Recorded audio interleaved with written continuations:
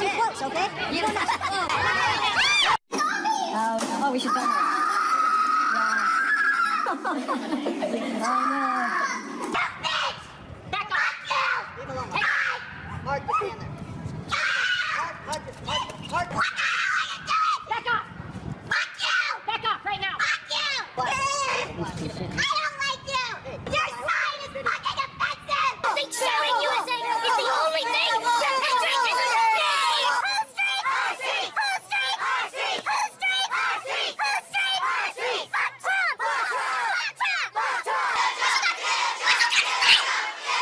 Greetings, ladies and gentlemen.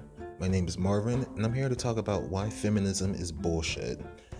This is going to explain why people are letting a political movement take over society, and why almost the entire movement has been bullshit from start to present.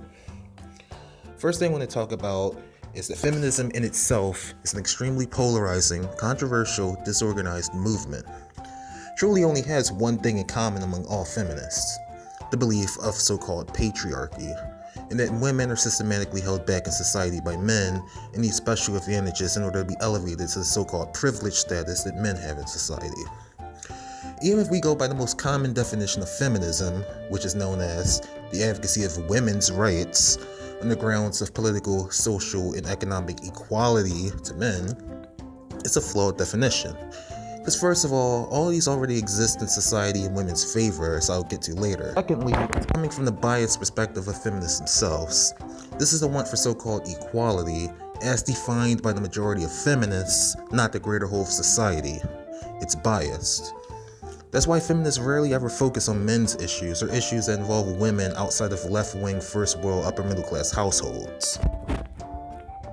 Thirdly, as it says in its very definition, it's about women's rights, not gender equality, as so many people like to say it is. As already explained, that equality part is extremely subjective, and it's biased based on a feminist ideological lens.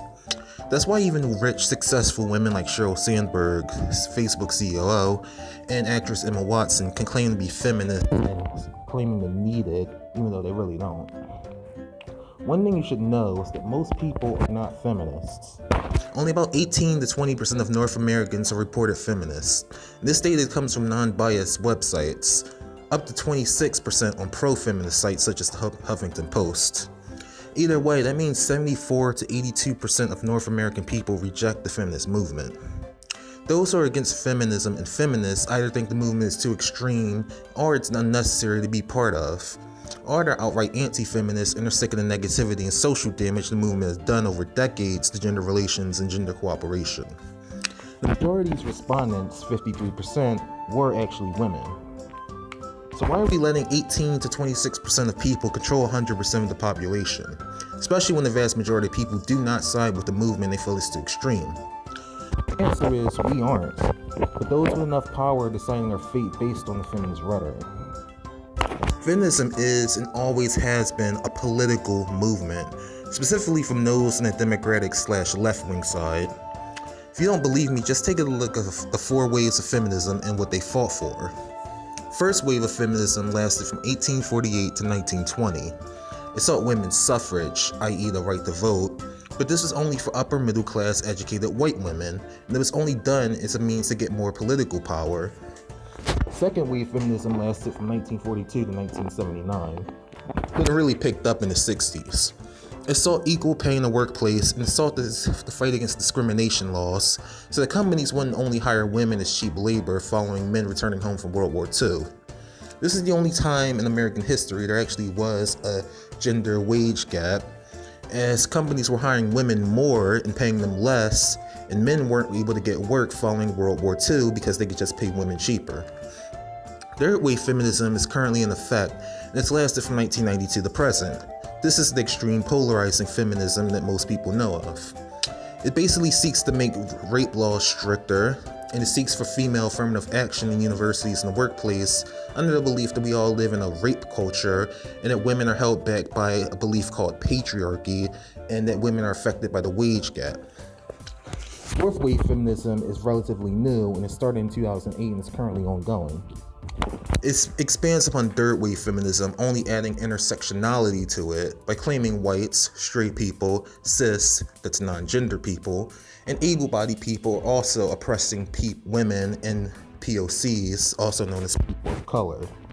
It expands upon third wave feminism and by saying that men are not only a problem, but that whites and straight people and non-transgender people are also a problem in society.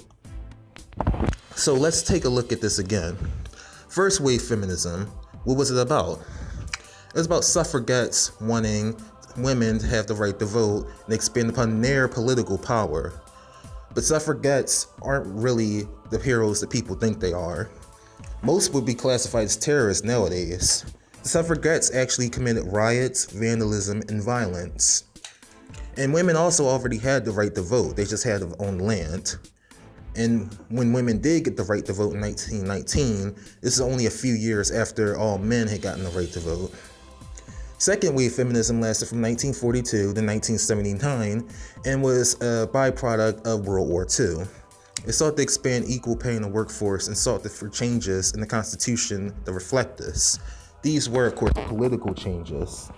This is also the only mostly positive form of feminism there ever was, and it only lasted about a couple decades.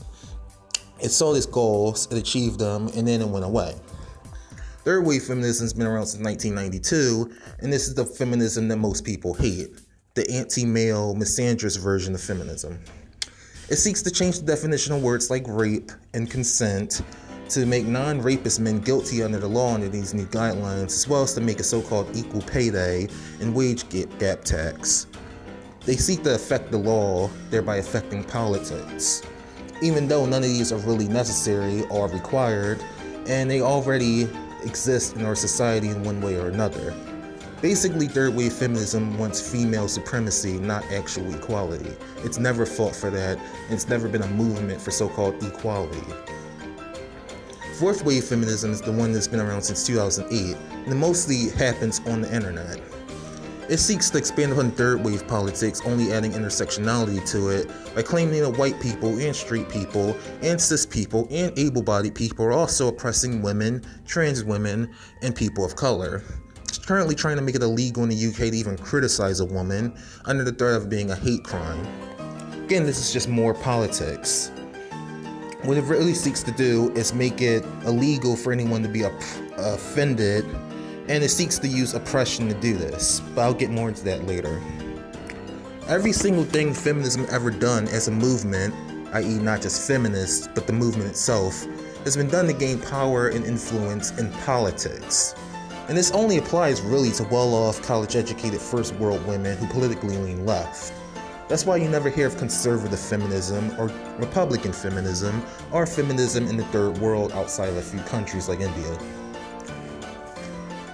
You never hear of conservative or Republican feminists because feminists don't want conservatives or Republicans in their movement. That's also why feminism never advocates for the equality that they seek to, but more so they want benefits for women without any of the responsibilities or the hard work to get them. It actually has a name. It's called conditional feminism.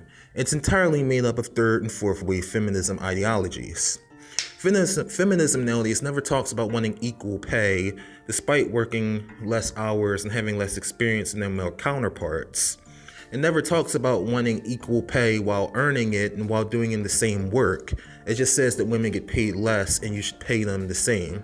But it doesn't take into factors why women get paid less. It also demands such things such as period leave. And it never advocates for putting women on the front lines of the battlefield in war, or even being required to sign up for selective service. All these are responsibilities that men have to do. Modern feminism doesn't want equality, it only wants what's called convenient equality. Feminism is not, nor has it ever been about actual equality. Women have literally always been more essential in our society than men. It's a very simple reason for this. Men can't get pregnant. Sperm is easy to produce and is plentiful, but a womb is limited to one per woman and it's invaluable. You cannot replace a womb, but sperm is easily replaced. Simple human survival has always meant women have been more important than men in our society. It's essential for our human survival. Women have never had to go out hunting and gathering and risking their life and limb throughout history because of this. Also because of sexual dimorphism plays a part in it as well. Women would have been less efficient at these tasks because they're physically weaker. Patriarchy is not a real thing in our society, but the rich and wealthy have always held the power in society, not men as a gender.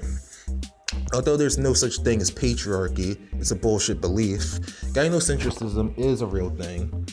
That's essentially the act of putting women and children first. That's why in the Titanic, when it was sinking, women and children were evacuated first instead of men. We lived in a patriarchy, this wouldn't even be a thing. This is what makes modern feminism, i.e. third and fourth wave, extra disgusting. It not only patronizes and infantilizes women and their capabilities, it also disrespects the role men have played throughout society, including building civilization and protecting it. Not for the false belief of power or male privilege, but to protect both women and children. Modern feminism believes gender roles are a social construct and not an essential requirement for human survival for hundreds of thousands of years, among species outside of human beings as well. Feminism largely believes motherhood and family unit are social constructs as well, and not essential for human survival, even though they obviously are. Feminism constantly puts out false information, misinformation, and sometimes just flat out lies. Because the truth is, you can't sweep facts and reality under the rug forever. And facts, reality, science, evidence, and the truth is not on feminism's side. Third wave feminism is the movement that caused the public to hate feminism as a whole. It's mostly due to its three bullshit tenets: patriarchy, the wage gap, and rape culture. All three are factually wrong, by the way. Patriarchy, as feminists know it, isn't even a thing, nor has it ever been a thing throughout history. Queens and princesses have existed, and they've existed for thousands of years. There's no such thing as patriarchy. Queens and princesses wouldn't even exist. Most people in society outside of royalty had little to no power at all. Again, the rich and the royalty are the ones who had all the power throughout history and still remain to have all the power throughout history. Not only did female power figures exist in this dichotomy, but also they were some of the most powerful rulers in history. Eleanor of Aquitaine, Cleopatra, Isabella I of Castile, Elizabeth I, Catherine II, Queen Victoria, and so on. As explained before, women have always been more essential than men in our very society due to their role of reproduction. Men contribute far less towards society. Yet men still have 0% of reproductive rights. Go figure. Worst of all, feminists don't even get the actual definition of patriarchy correct. What patriarchy really means is the father being the head of the household, which again go back to the man being the provider and the protector of the family, not so-called power or privilege in society. Of course, feminism is largely against the nuclear family and the mother-father households as well. Next comes the bullshit wage gap, which has been debunked so many times you literally can't find a number on how many times it's been proven wrong. People still believe this myth though. This comes from the US Department of Labor, a government-sanctioned website. The differences in the compensation of men and women are the result of a multitude of factors, and the raw wage gap should not be used as the basis to justify corrective action. Differences in raw wages may almost be entirely the result of the individual choices being made by both male and female workers. Basically, this means women work less and choose jobs with more flexibility and time off. Most women in society that dominate jobs over men have jobs such as school teachers, principals, nurses, human resources, bakery and chef jobs, and many others. Most male-dominated jobs in society where there's more men than women are jobs that require more labor and man hours. Business, IT, construction, police work, firefighting, military service, travel engineers, and so forth. Now, in these female-dominated jobs, such as school teachers, principals, nurses, human resources, bakery chefs, and so forth, women often get paid more than their male counterparts in these professions. Of course, feminism will never bring any of this up as it destroys the sexism narrative, and also that would destroy the idea of a wage gap in favor of women, and assuming this also wasn't simply due to more hours and experience put in and the time on behalf of the women out-earning their male colleagues in these careers. Simply put, if feminists were to acknowledge that women got paid more in human resources, principals, nurses jobs, bakery and chef jobs, and so forth, They couldn't then push the idea of a wage gap. That's why feminists never talk about positions such as these. In the real world, you can't cry sexism when you're a female high school teacher who does not get paid as much as an airline pilot and then blame it on patriarchy. Of course, feminism isn't reflective of the real world at all. What feminists want isn't equality, it's wage equity. But really, most people would call it communism. Feminism wants women to be the same, even if they work less hours or maybe less qualified. They want women to get paid the same regardless of their merit or their skill or their experience. Paying a high school graduate just starting off at a company the same as the CEO simply because the graduate is a female and the CEO is male. This is what feminism wants. It's literally what they talk about when they talk about ending the wage gap, to put an end to meritocracy and advocate for workplace discrimination in favor of the least qualified and least working women, simply for the fact that they're women and that some men work more than they do. Worse yet, ending the so-called wage gap would not only disrespect all men, but it would disrespect all hard-working women who earned their high-ranking positions as well. It would force out-qualified men who earned those positions and then put in unqualified women simply to fill a so-called sex quota and create massive resentment towards these unqualified women in the workplace, especially among the qualified women in the workplace who actually earned their careers through hard work and experience. This is literally sexism against men, and it requires putting down all men in order to raise up some women, i.e. the women who are too lazy, incompetent, or unqualified to get these positions in their own merit. Modern feminists have shown time and time again that it doesn't want a level playing field, rather one tipped entirely in the favor of women, but not all women, only the unqualified and competent ones. Feminism talks about wanting gender equality while also advocating for literal discrimination and sexism against men. Lastly, there's this fictitious rape culture that feminism talks about, perhaps the most egregious claim made by third-wave feminism. The idea that male and female only rape is glorified and celebrated in our society, and that women are seen solely as sex objects by men, and that male assault is normalized. That false idea of a Western rape culture comes from an extremely inaccurate, extremely dishonest 1 in 5 myth. A claim that 1 in 5 college-aged or college-attending women will be raped in their lifetime. This myth originates from one research study called the Campus Sexual Assault (CSA) study from 2007. This is literally the only source that the 1 in 5 myth comes from. In the Campus Sexual Assault study, it asked college students of a small sample size about different acts of self-interpreted and self-reported sexual assaults, ranging from the very minor, such as verbal sexual harassment, all the way up to legitimate rape, which is defined as forced sexual penetration using violence and without consent.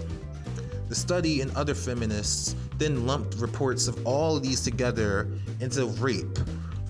This is where feminism gets 1 in 5 from, because things like sexual harassment get lumped into the umbrella of sexual assault, and all of that gets lumped into the umbrella of rape. In other words, 1 in 5 is a fabrication of exaggerated evidence, as if not just an outright lie. It's used to promote fear-mongering among third-wave feminists and to push the narrative of a so-called rape culture. The real numbers of actual legitimate rape, i.e. violent sexual penetration without consent, is actually closer to 1 in 40, which means less than 3% of all students, and is shrinking each year. But those numbers aren't scary enough to report, and it's not scary enough to prove a feminist rape culture.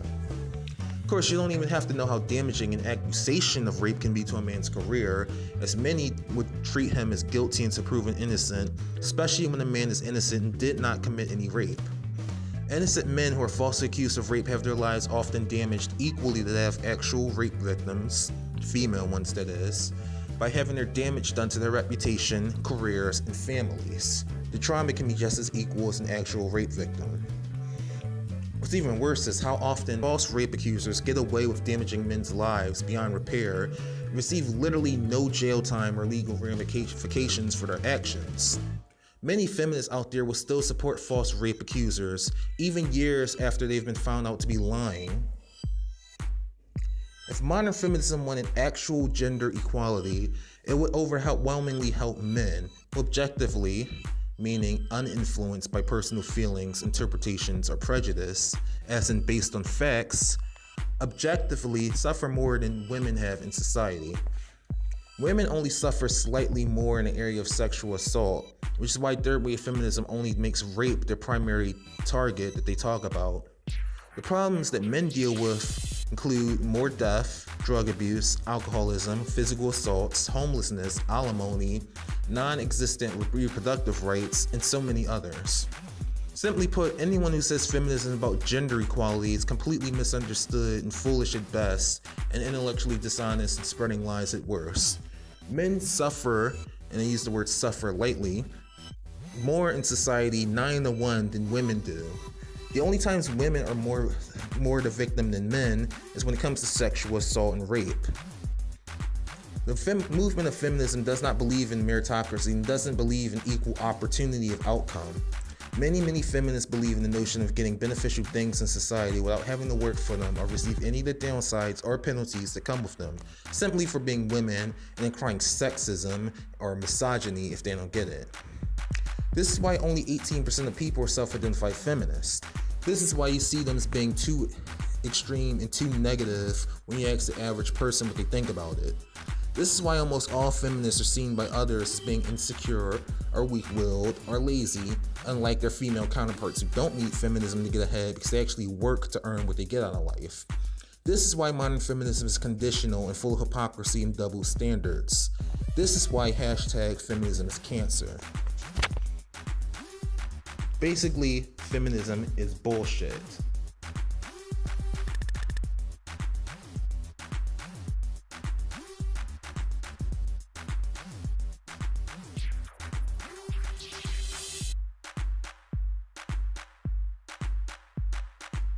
Are there any questions?